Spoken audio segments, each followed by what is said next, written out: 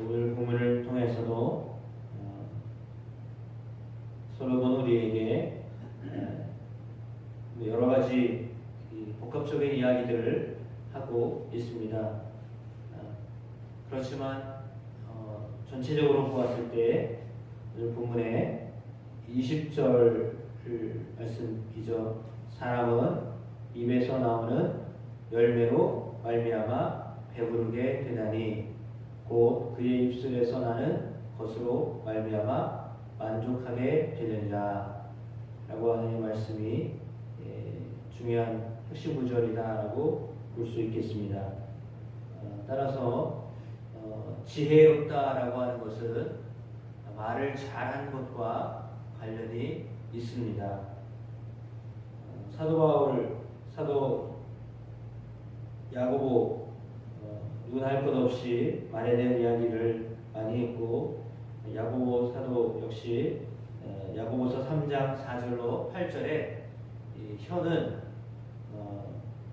불과 같다라고 표현을 했습니다. 때로는 큰 배를 움직이는 키와 같다라고 했습니다. 그만큼 말에는 위력이 있다라고 하는 것을 알려주고 있습니다. 그래서 지혜로운 사람의 말은 사람을 살리지만 미련한 사람의 말은 탐욕을 부추겨서 다툼을 일으킨다라고 말씀하고 있습니다. 따라서 미련한 자의 말은 갈등뿐만 아니라 결국은 멸망까지도 이르게 합니다. 따라서 오늘 본문에 나와 있는 말처럼 말이 가진 힘이 어떠한 것인가, 또 말을 어떻게 사용해야 되는가, 또 그 열매를 우리에게 소개하고 있습니다. 첫 번째 말씀을 함께 볼 때 오늘 본문에 보면 1절과 2절에 이렇게 되어 있습니다. 우리에게서 스스로 갈라지는 자는 자기 소욕을 따르는 자라 온갖 참 지혜를 배척하느니라. 미련한 자는 명철을 기뻐하지 아니하고 자기의 의사를 드러내기만 기뻐하느니라 라고 했습니다. 미련한 사람은 명철을 기뻐하지 아니하고 자기의 의사를 드러내기만 한다. 그것을 기뻐한다라고 했습니다. 그러니까 본래는 더 가지고 있어야 될 것이 지혜요 명철이지만 그 지혜와 명철을 받으려고 하지 않고 자기의 의견만, 자기의 생각만 주장하는 사람을 이야기하고 있습니다. 그것은 자신의 미련함을 드러내는 것과 같다라고 그렇게 설명해 주고 있습니다. 의견을 내세우기 전에 갖춰야 될 덕목은 지혜와 명철임을 우리에게 말씀하고 있습니다. 그래서 4절에 명철한 사람의 입의 말은 깊은 물과 같고 지혜의 샘은 솟구쳐 오르는 매와 같다. 이렇게 설명하고 있습니다. 그렇습니다. 그러나 반면에 6절 말씀에 미련한 자의 입술은 다툼을 일으키고 그의 입은 열매를 자청하느니라. 미련한 자의 입은 그의 멸망이 되고 그의 입술은 그의 영혼의 그물이 되느니라 라고 했습니다. 말은 자신에게 영향을 미치기도 하고 다른 사람들에게 영향을 미치기도 합니다. 말하고 있는 화자나 말을 듣고 있는 청자나 누구나 다 똑같이 그 말에 대한 어떤 영향력 아래 놓여 있음을 말하고 있는데요.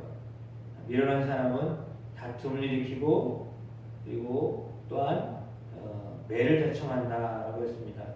그리고 심지어는 영혼의 그물이 되어서 자신에게로 돌아온다라는 말을 하고 있습니다. 그리고 험담하는 것, 남의 말을 좋아하는 자의 말은 별식과 같아가지고 뱃속 그 깊은 데로 내려간다라고 했습니다. 이 말은 사실을 험담한다라고 하는 것은 다른 사람을 뭐 속된 말로 요리한다 이렇게 볼 수 있습니다. 자기는 요리사고요. 그 험담거리에 올라온 사람은 재료이죠. 그래서 재료를 가지고 막 자기 마음대로 이렇게 저렇게 이제 난도질하고 뭐 이렇게 하는 거죠. 섞기도 하고 뒤집기도 하고 막 이런 일들을 하는 것은 험담하는 사람의 어떤 모습입니다.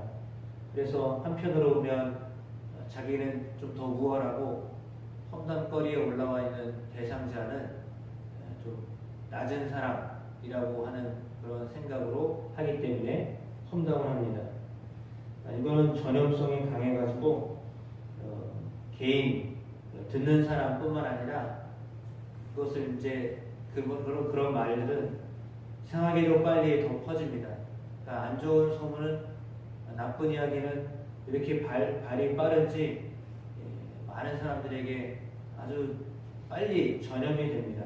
전염성이 강해가지고 헛소문은 너무 큰 파급 효과를 가져오는데 그렇기 때문에 할 수만 있으면 험담하는 것을 막아야 되겠고 또 험담할 때에 이것을 차단하고 때로는 단호하게 대응할 필요가 있습니다. 그리고는 오늘 본문에 나와 있는 것처럼 14절, 13절 말씀이죠. 사연을 듣기 전에 대답하는 자가 미련하여서 욕을 당하느니라 라고 했습니다. 다른 이의 말을 들을 때 경청해야 한다라고 하는 것입니다. 경청에 대한 이야기는 뒤에도 또한 나옵니다. 17절에 송사에서는 먼저 온 사람의 말이 바른 것 같으나 그의 상대자가 와서 밝히느니라 라고 했습니다. 그러니까 말은 만약에 분쟁거리가 있었을 때 그 말은 서로 다 들어봐야 된다라고 하는 겁니다. 왜냐하면 입장이 다르기 때문입니다. 서로 생각하고 있는 것들이 다르기 때문에 이쪽에서 들어오면 이 말이 맞는 것 같고 저쪽에서 들어오면 저 말이 맞는 것 같고 그렇게 되어지기가 쉽거든요. 그것이 참 신기한 것 같습니다. 그러니까 같은 장소에서 이야기를 했는데 말을 했는데 하는 사람의 입장이 다르기 때문에 또 듣는 사람의 입장도 다르기 때문에 말을 똑같이 했는데 듣는 사람이 어떻게 듣느냐에 따라서 또 달라질 수가 있거든요. 그래서 상황에 따라서 그 말은 달리 해석이 되기도 합니다. 한 말을 했는데 듣는 사람의 입장에 따라서 그게 다르게 들려지기도 하는 거죠. 그러면 그 상황을 말하는 사람은 알 수가 없잖아요. 어떤 상황에 놓여 있었는지. 따라서 그 말이 때로는 뭐 유익한 말이기도 하지만 또 때로는 그 말이 상처를 주기도 하는 말이 될 수도 있습니다. 본의 아니게 그런 어떤 다른 결과를 가져오기 때문인데요. 그래서 할 수만 있으면 많이 듣는 것이 좋습니다. 경청을 많이 하는 것이 좋습니다. 그렇지 않으면 선입견을 갖게 되기 때문이죠. 그래서 진정한 대화는 오고 가야 하는 것입니다. 서로 나누어야 되는 것입니다. 그래서 입장을 헤아릴 수 있는 사연을 듣는다라고 하는 것은 그 사람의 입장을 충분히 이해한다라고 하는 말에서부터 시작되는 거기 때문에 그렇다면 실상은 말을 듣는 편으로 가야 된다면 사실은 우리가 하는 말을 좀 줄여야 되는데 서로 그런 마음을 가지고 하다 보면 충분히 상대방을 이해할 수 있게 될 줄로 믿습니다. 아까도 말씀드렸던 것처럼 말은 살리기도 하고 또한 사람을 죽이기도 합니다.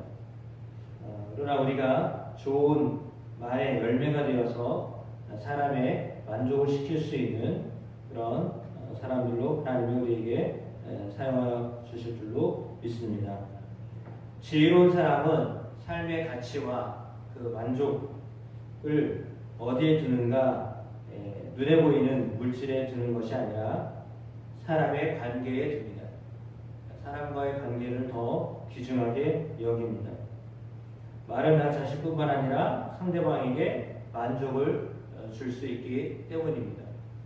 따라서 하나님의 형상으로 지음을 받은 사람들 서로를 인정하고 주님께 대하듯이 말을 하면 생명의 열매들로 우리 가운데 충만하게 하실 줄로 믿습니다. 그리스도인으로 말할 때 에베소 4장 29절에 바울의 말처럼 오직 덕을 세우는데 소용되는 대로 선한 말을 하여서 듣는 자에게 은혜를 끼치게 하여라 라고 하였습니다. 그런 우리의 말과 또 언행이 되기를 주의 이름으로 축복합니다. 그래서 때로는 우리가 스스로 생각할 때 또 힘들 때 그때는 원망하는 말이 그냥 막 자연스럽게 나오기도 합니다. 부주의한 어떤 사려 깊지 못한 말들이 막 나오기도 합니다. 험담하려고 하는 말들을 하게도 되거든요.